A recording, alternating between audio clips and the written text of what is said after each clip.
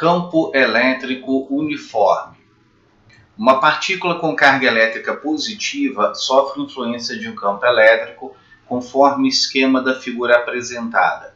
Com relação à situação descrita, assinale a alternativa correta.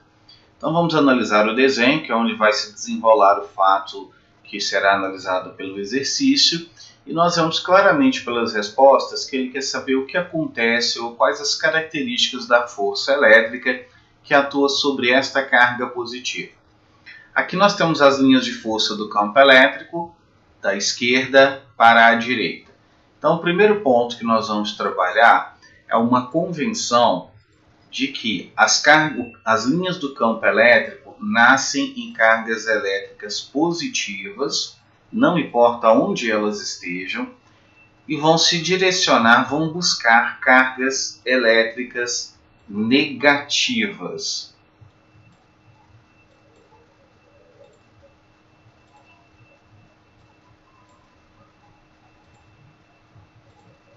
Então, repetindo, linhas do campo elétrico saem de cargas positivas e vão buscar cargas elétricas negativas.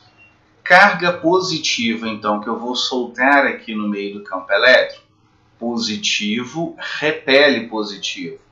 Então, essa carga vai sofrer uma força elétrica para a direita.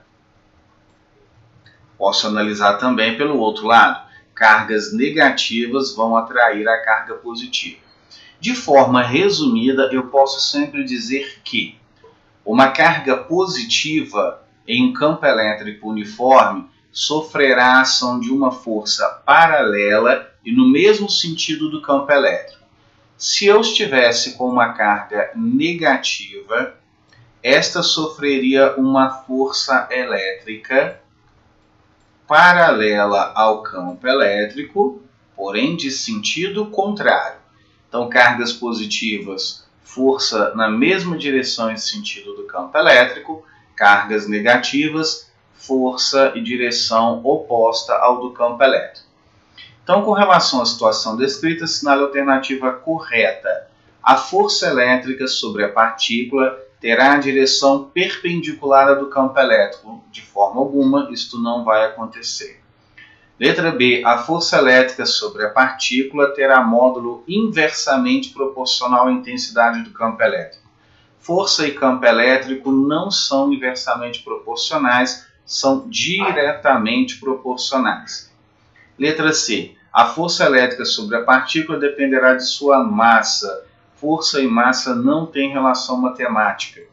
Letra D. A força elétrica sobre a partícula terá direção e sentido iguais aos do campo elétrico, é o que nós discutimos aqui. Força e campo elétrico, ambos na mesma direção e sentido. Portanto, nossa resposta fica a letra D.